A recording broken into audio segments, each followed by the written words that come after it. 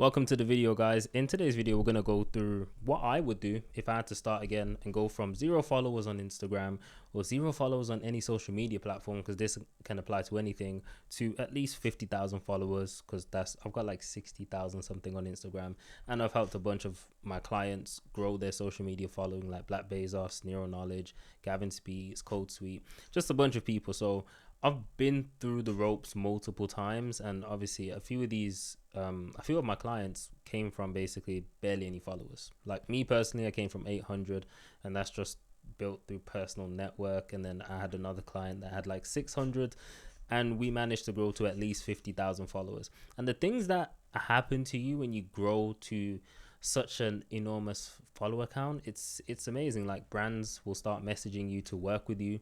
It's like another source of income. But it's not only that, it's if you have a business on the back end, which you 100% should, because brand deals are just unreliable. One month you might make a shit ton of money, the next month the brand is cutting budget, or they're looking for someone else, or it just didn't work out. So if you have a business on the back end, people would want to work with you. Like they will want to work with you. So you no longer need to convince someone to say, hey man, you really should like take my service, or use my product. They're just willing to go. You know what I'm trying to say? That they'll jump on the call with you. They already know about you. They know your history. They know your story. They know why you care. They care about why you care. It's flipping amazing. And when you DM someone that you really admire and you've got followers and you can pay for a blue tick, they will automatically take you more serious, and they're more likely to respond to your DMs. I'm not saying you should cold outreach and stuff like that, but you can build a better network with more followers. It's a crazy I forgot what the psychological term is, but it's like when you walk by, let's say you walk on a high street and there's a bunch of restaurants and you're hungry. If the restaurant is empty, you will not go there. If it's got a few people in there, there's a line, you'll be like, oh, this food must be banging. It's the same way we look at other people with followers. If someone's got 100k followers and someone's got 100 and they're posting the same content, we're initially going to think, hey, the 100k followers, he's got some motion, because there's people that are wanting to see this type of content. And it's kind of messed up when you think about it like that, because you're like, how does the person with the 100 followers grow? So let's get into it, because you guys are probably waiting if you're even still around. So the first thing I would say is post more content. I would flood social media. So if I'm on Instagram, let's talk about Instagram first. If I was on Instagram, I would post, me personally, I would be posting at least one time per day. Now this can be carousels, this could be reels. At first I used to think reels work the best for reach, but honestly both can work really well. I'm personally just a video guy though, so I would focus on reels. I would drop one video per day, and a lot of people might think, oh my god, that's a lot. But you can drop videos that are like 10 seconds and they just have text on screen.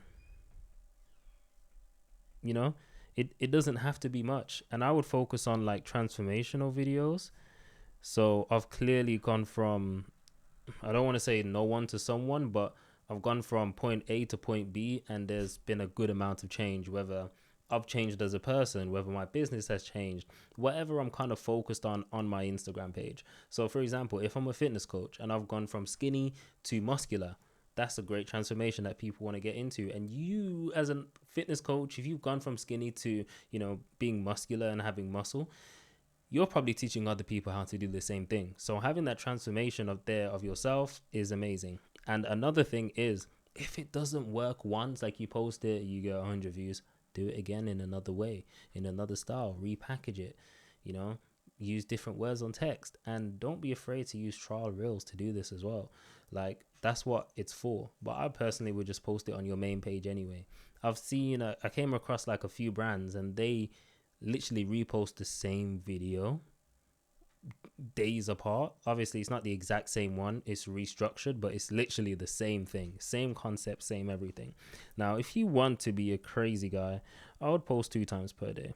Now I've made my clients just post 1 per day, because typically if you're once per day is manageable if you are doing it alone. If you are busy but you have a team, so either way, 1 per day is 100% possible. I'm telling you guys that from now.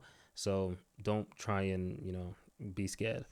The second one is YouTube. These are the main two platforms that I would focus on if you are starting again.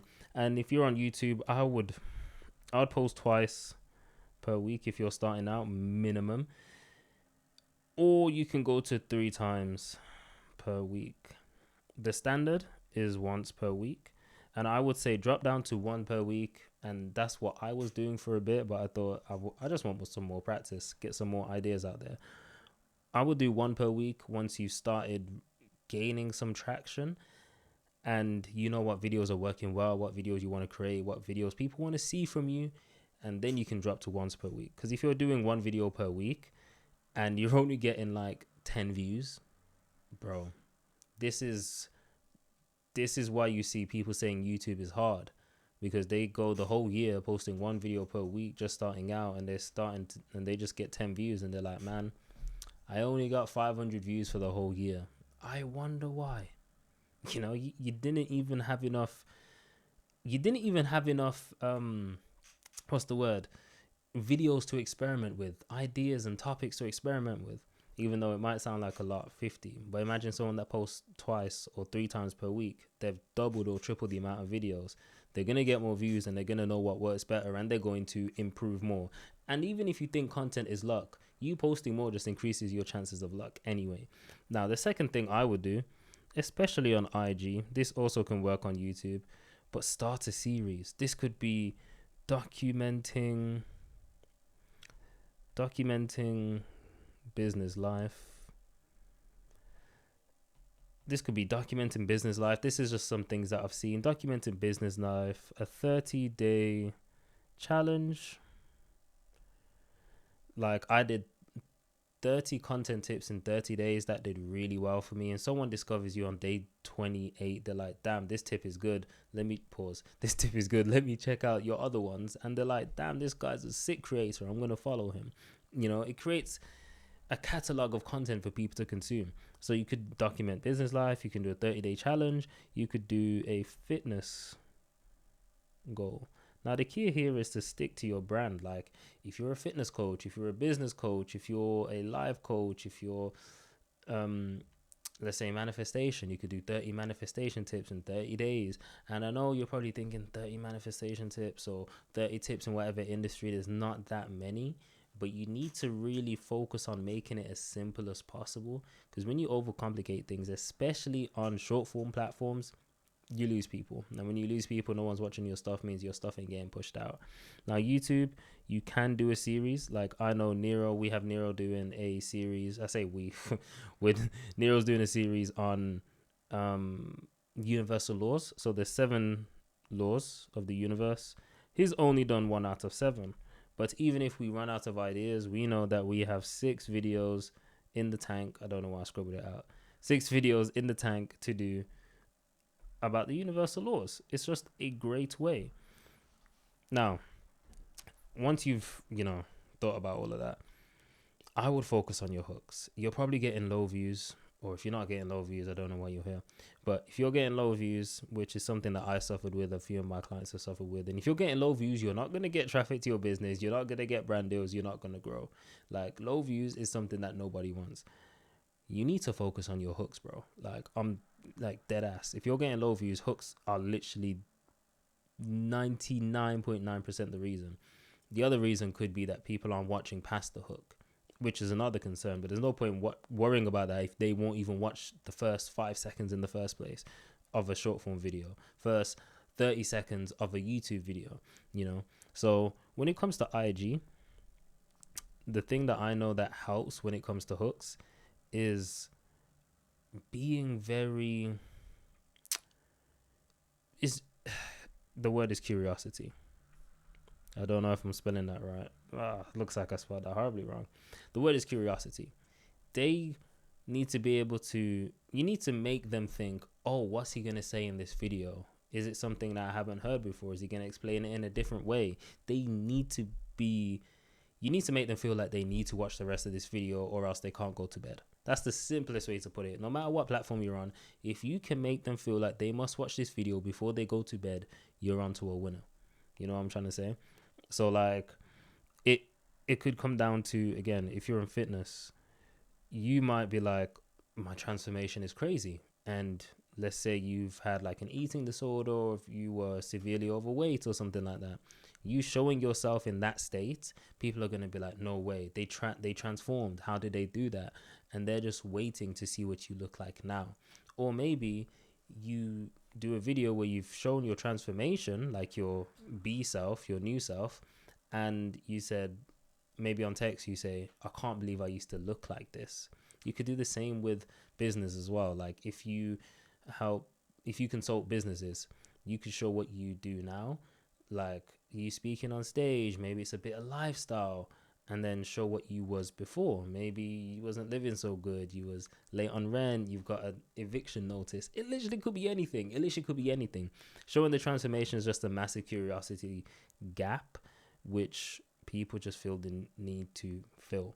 Now this could be with any video. I mean, technically in this video I've opened your curiosity loop because you don't know what I'm going to say. I haven't gone through all the things yet. I haven't even told you how many things they're going to be. I haven't told you what the things are going to be. So you're literally waiting step by step to see what I'm basically revealing or what I have to say. Is it different to anyone else? Now, when it comes to hooks as well, you just need to focus on pattern interrupts. Now, pattern interrupts is basically when something changes. It's simple as that. When something changes and someone has to shift their focus. So a simple way is making cuts in your videos. I used to analyze videos, and it used to be like I remember one creator, they made like 9 cuts in the first 5 seconds of their short form video.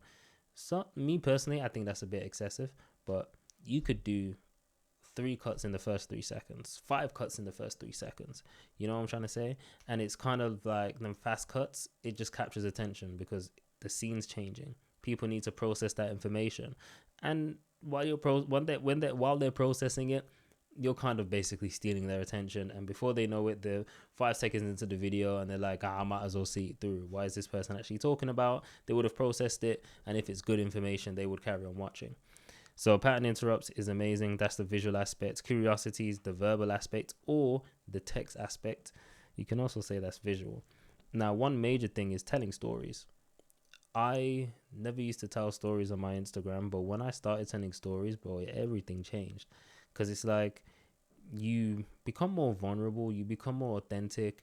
People can see that you actually care, and then they start to care. Like one thing that you should always do on your IG, I always recommend having a my story video. It lets people know who you are. Like people that just discover you from a random video, don't know you, don't know your name, don't know anything, literally just introduce yourself and pin it to your profile.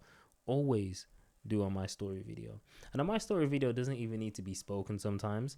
Like as long as you can show people where you were and where you are now, that's technically all you need. I've seen a bunch of people do it without actually having their voice in it. So they would basically take a clip of every point in their life and describe it with text on the screen. So they'll be like 19, I was struggling to pay rent and I was living alone. Then they show them working at Argos. I used to work at Argos, so I thought, why not? Me working at Argos for £11 an hour trying to get out of overdraft. Me starting a side hustle for Amazon FBA. Me losing all my money and being even more in debt. Finding the right mentor. Now I'm making at least $10,000 a month. I'm no longer on eviction notice. I'm not going to court anymore. I'm out of overdraft. I've got savings. Like that transformation, it's amazing that people want to see. And all a story really is someone starts at point A and they get to point B.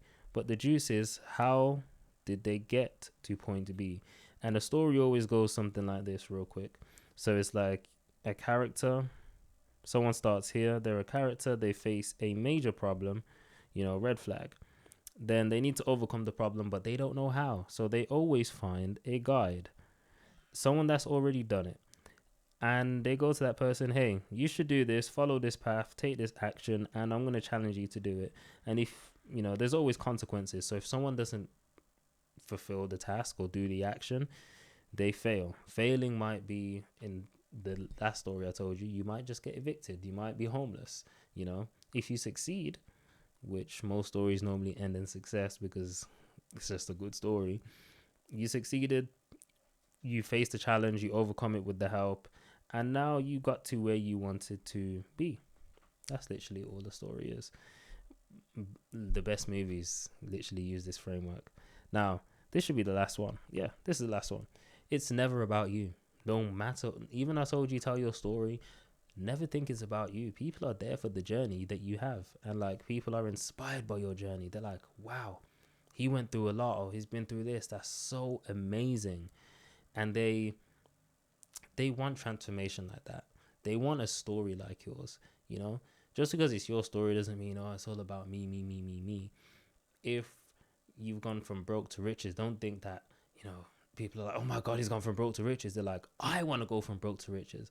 Just because you're in shape, don't think, yeah, man, I'm in shape. Everyone's following me because I'm in shape. They're following you because they either see themselves in you and want to be like you because they see where you were before and that's where they currently are, or something like that.